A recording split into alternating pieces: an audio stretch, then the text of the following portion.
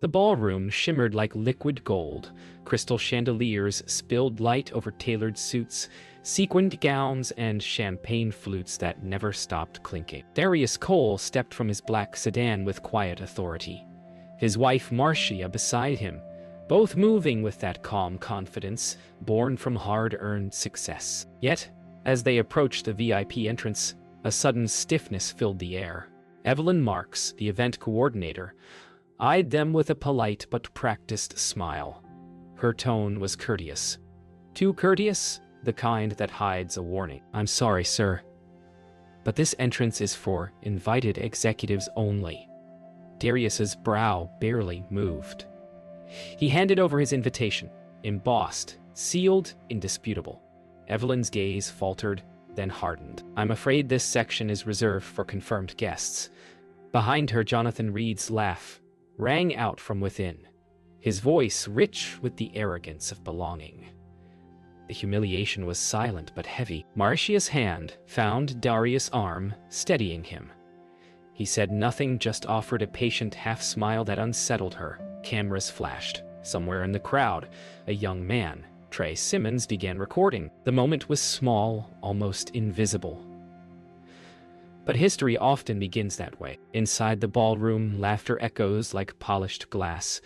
Darius and Marcia wait just beyond the entrance, their posture unbroken, but their exclusion sharp as a blade. Guests glide past, eyes flicking toward them, curiosity mixed with silent judgment.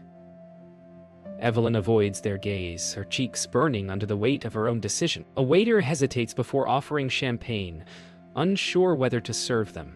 Marcia declines softly. Darius remains still, his silence heavier than any speech could be.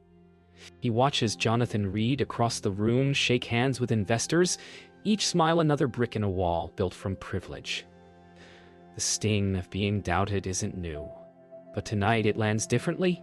It's public, televised, streamed. Somewhere, the truth is already spreading. Trey Simmons moves through the crowd, his camera phone steady, his heart pounding. He narrates softly into his mic. They don't even know who he is. This man built one of the most powerful tech firms in the country. His voice trembles with anger, but also awe. Nearby, Chloe Tan watches him, recognizing his intent. Their eyes meet briefly, a silent pact between witness and truth-teller. She glances toward Darius, understanding more than most. The gala's glamour now feels brittle. Every laugh, a crack in the surface. Somewhere near the stage, a host rehearses the CEO introductions, unaware that tonight's program will soon become history. Evelyn's confidence begins to crumble. She steps aside, checking her clipboard again, searching for justification that no longer exists. A colleague whispers, "Are you sure you handled that right?" Her response is brittle. "I followed protocol," but guilt gnaws through her professionalism. From across the room, Darius' composure haunts her. No complaint, no confrontation, just calm presence. It's the kind of dignity that exposes everyone else's flaws without a word. When the host's microphone hums to life, Evelyn flinches. The CEO introductions are about to begin. Her eyes dart to Darius, and fear flickers. Some part of her already knows. As the MC steps onto the stage, applause rolls like thunder. Spotlights sweep the audience, catching sequins, glasses, and expectant smiles. Darius watches from the side, silent. "Tonight," the host declares, "we honor the visionaries shaping our digital future." The screen behind him flickers through faces. Founders, investors, innovators. Evelyn stiffens as the next name appears. Kala Tech Industries, CEO, Darius Cole. A murmur sweeps the crowd. Heads turn, gasps escape. The same man she had denied now stands in the light's edge, his calm composure cutting through the room's false luxury. He steps forward, not triumphant, not angry, but resolute. The balance of power shifts, silently, beautifully. The applause fades into murmurs as Darius Cole crosses the ballroom floor. Every step feels deliberate, the sound of his shoes against marble echoing louder than the music itself. Eyes follow him, some in awe, others in shame. The MC's smile falters as realization dawns. This is the man who was denied. Cameras tilt, capturing his approach in real time. Trey's live feed surges online, comments exploding across the screen. They stopped him at the door. That's Darius Cole. The gala becomes a stage for truth. Evelyn stands near the podium, hands trembling as Darius approaches. He simply nods at her, a gesture of acknowledgement, not condemnation.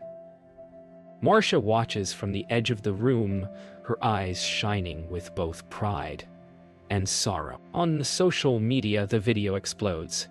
Within minutes, millions watch the same humiliating denial now turned revelation. The clip plays side by side, the moment Evelyn refused him, followed by his name illuminated on the screen. Corporate circles, journalists and activists all weigh in. Darius becomes both symbol and man. His restraint interpreted as strength, his silence as a masterclass in dignity. Inside the ballroom, phones buzz in pockets, whispers spread like wildfire. Evelyn's eyes dart toward Jonathan Reed, but even he avoids her now. Reputation moves faster than apology. Chloe Tan stands near the stage, scrolling through the flood of reactions. Her fingers tremble. She turns toward Darius as he reaches the podium, her voice barely above the music. They're watching this everywhere. Darius gives a faint nod. Then let them see. His tone is soft, but it cuts through the hum of gossip. He adjusts his cufflinks, breathes deeply, and looks toward the crowd. No anger, only clarity. The moment stretches, fragile and electric. Cameras roll. History rewrites itself, frame by frame. Evelyn feels every heartbeat like thunder in her chest. She stares at Darius, guilt clawing through her polished facade.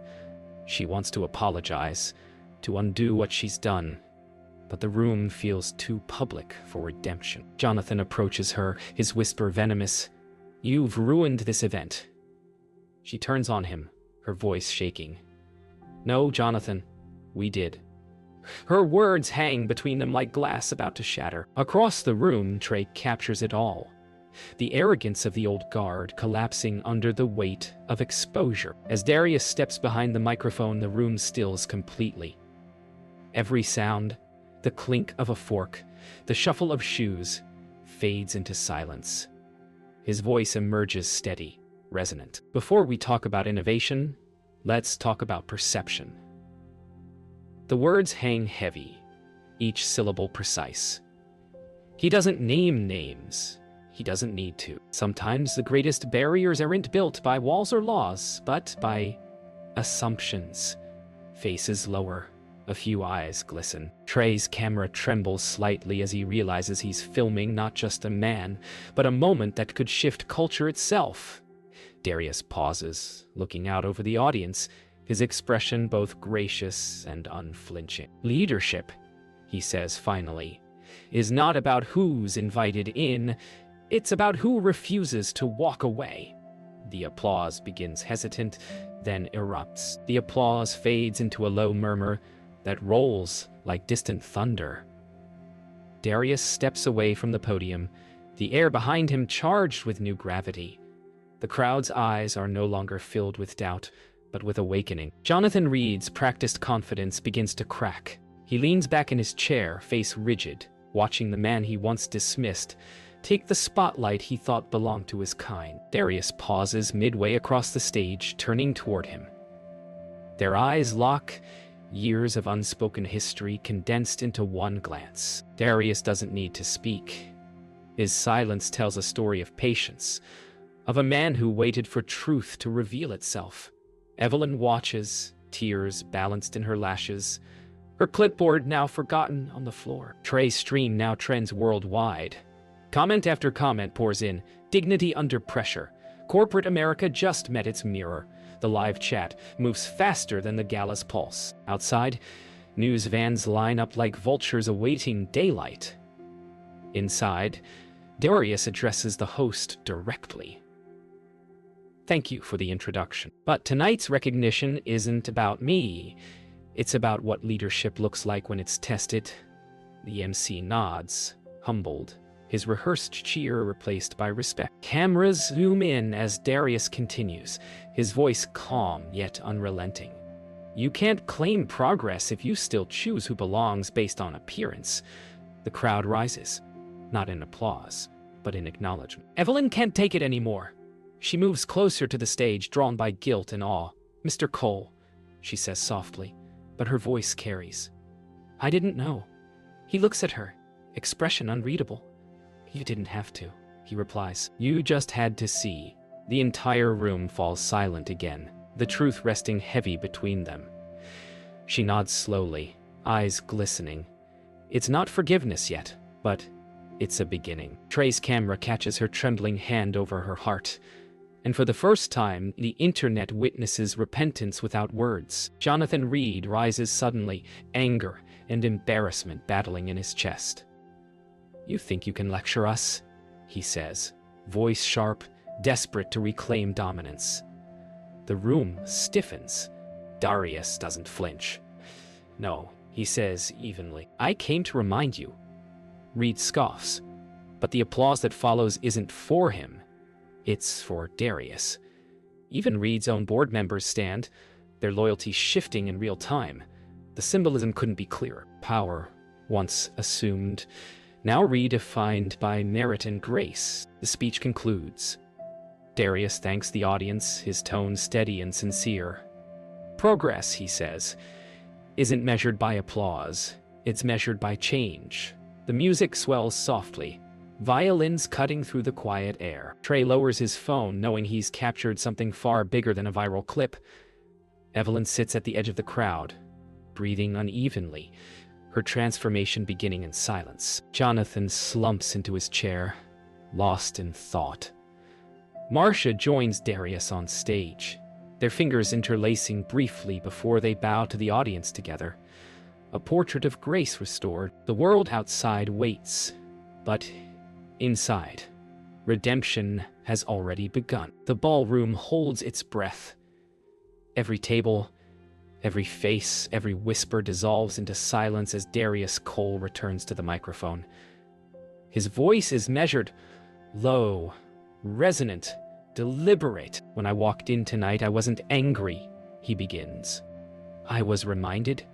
The words move like currents under glass, reminded that progress is fragile, that the way we see each other still determines the way we treat each other.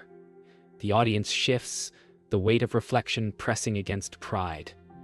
Darius scans the room, not accusing, but searching for connection. If leadership means anything, he continues, it's not about title or power. It's about how we make others feel when they have none.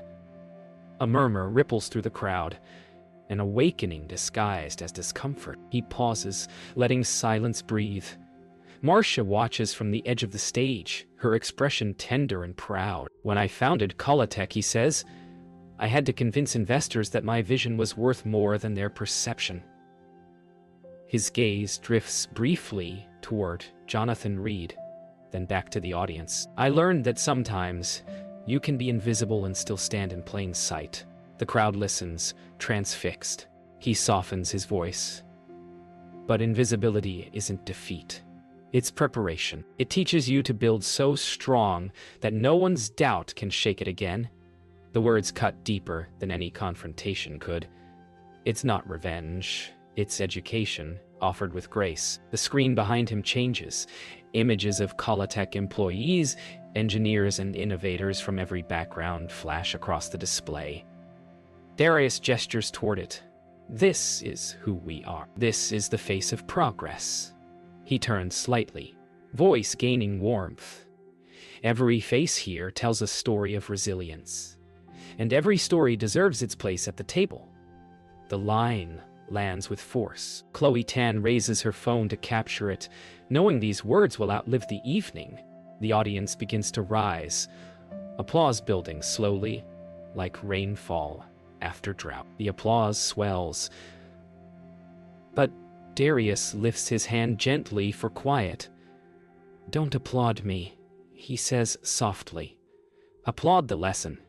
He steps away from the podium, walking to the edge of the stage, closer to the audience than ever. Bias doesn't always shout.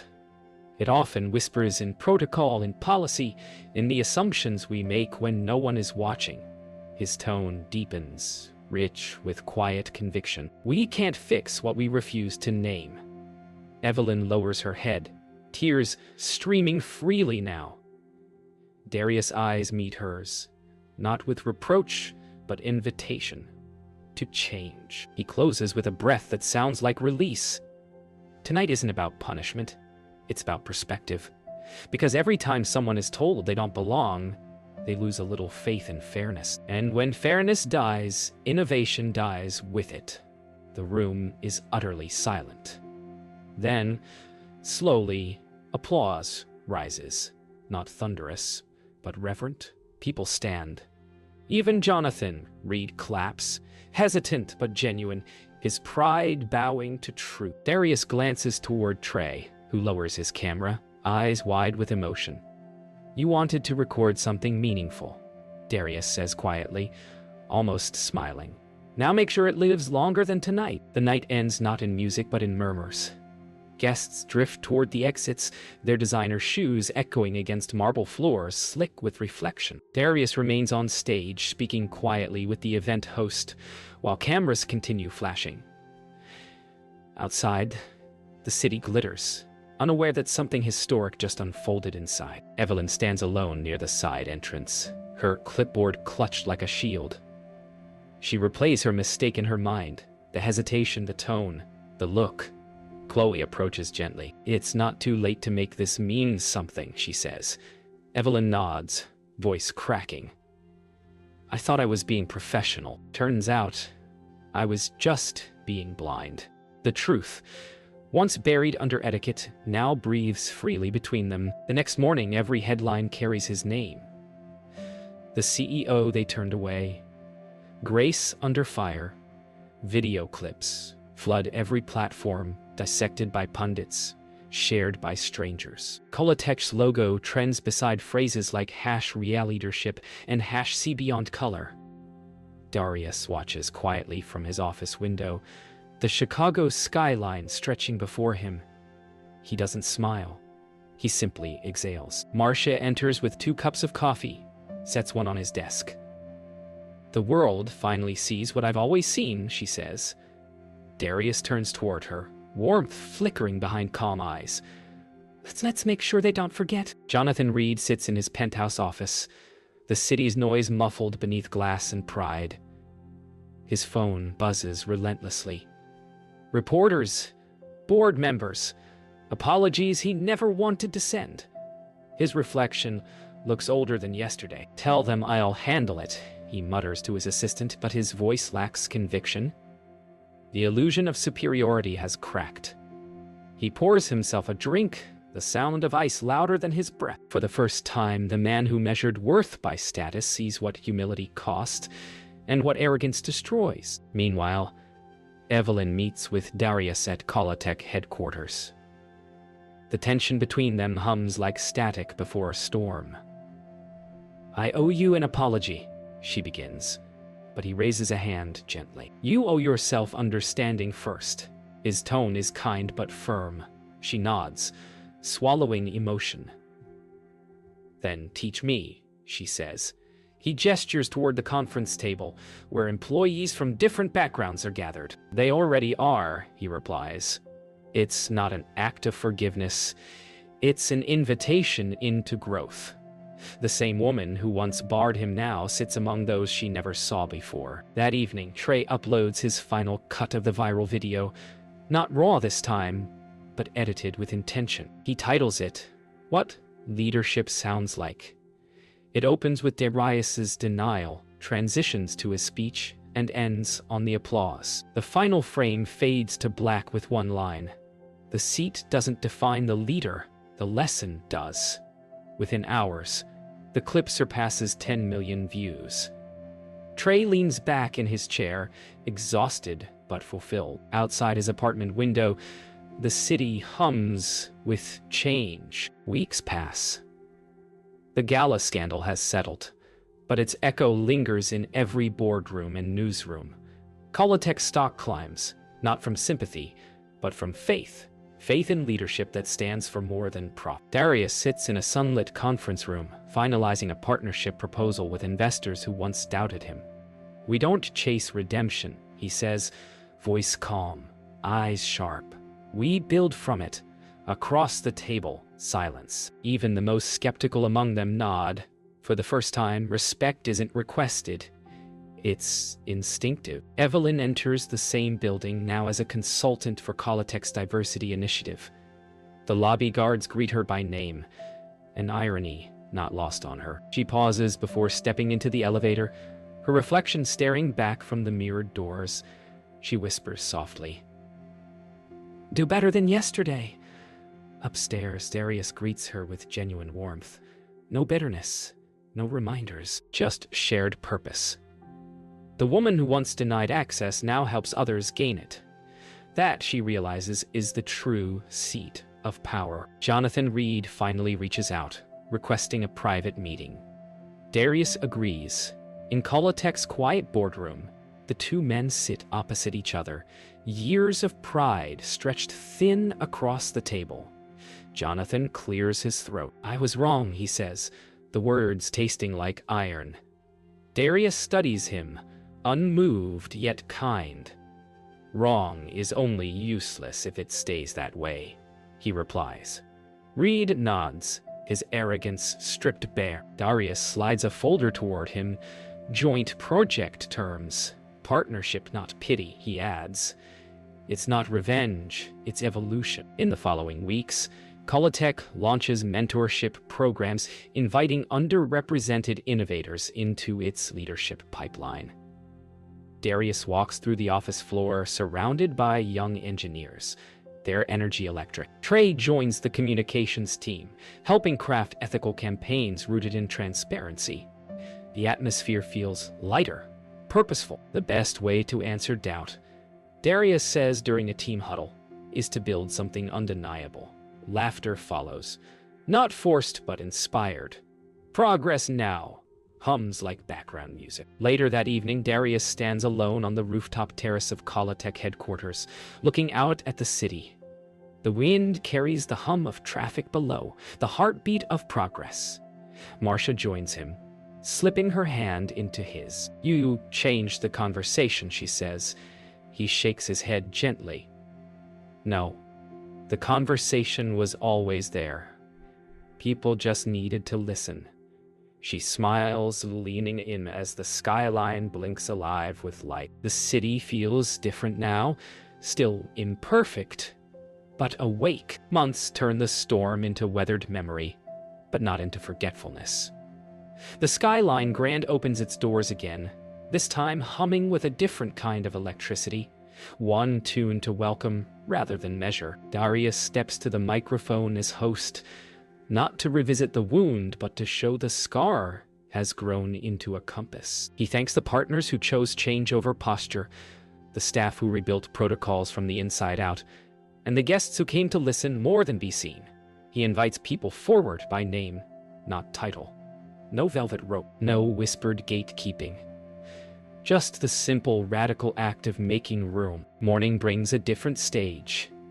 A training room filled with questions sharper than any spotlight.